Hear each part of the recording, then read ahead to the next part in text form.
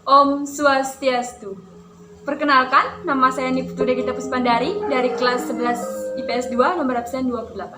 Di sini saya akan menyampaikan materi tentang APBN dan APBD. Yang pertama, perbedaan antara APBN dan APBD.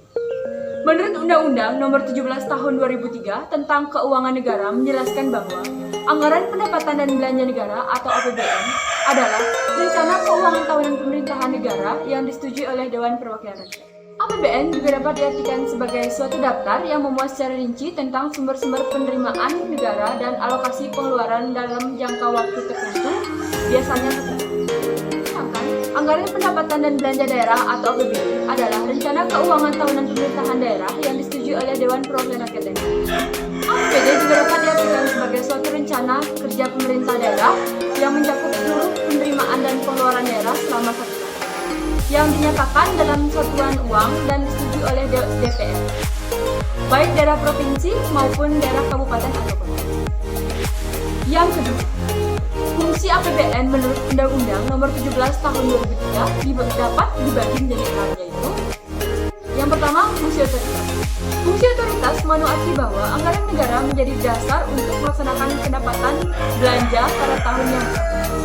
Yang kedua, fungsi perencanaan. Fungsi perencanaan menarti bahwa anggaran negara menjadi pedoman bagi manajemen dan merencanakan kegiatan pada tahun yang bersama. Yang ketiga, fungsi pengawasan.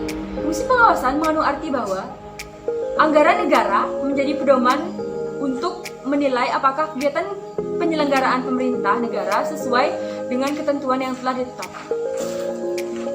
Yang keempat, fungsi alokasi. Fungsi alokasi mengandung arti bahwa anggaran negara harus diarahkan untuk mengurangi pengangguran dan pemborosan sumber daya, serta meningkatkan efisiensi dan efektivitas perekonomian. Dengan demikian, fungsi alokasi APBN berarti menunjukkan sarana dan prioritas pembangunan dan untuk mengalokasikan faktor-faktor produksi yang tersedia di dalam masyarakat sehingga kebutuhan masyarakat akan public good atau kebutuhan umum akan terpenuhi. Yang kelima, ada fungsi distribusi. Fungsi distribusi mengandung arti bahwa kebijakan anggaran negara harus memperhatikan rasa keadilan dan kepatutan.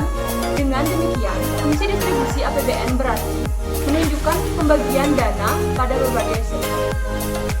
Yang terakhir atau yang keenam, ada fungsi stabilisasi. Fungsi stabilisasi mengandung arti bahwa anggaran pemerintah menjadi alat untuk memelihara dan mengupayakan keseimbangan fundamental perekonomian. Dengan demikian, fungsi stabilisasi APBN menjaga kestabilan arus uang dan arus barang dan memelihara tingkat kesempatan kerja yang tinggi, tingkat harga barang yang relatif stabil, dan tingkat pertumbuhan ekonomi yang cukup memadai. Yang ketiga, sumber penerimaan APBN itu dari mana? Sumber penerimaan APBN negara itu menurut undang-undang terdiri dari dua bagian, yaitu penerimaan dalam negeri dan hibah. Penerimaan dalam negeri terdiri dari penerimaan dari sektor pajak dan bukan pajak. Sekian materi yang dapat saya sampaikan. Akhir kata saya tutup dengan para pesantik. Om Santi Santi.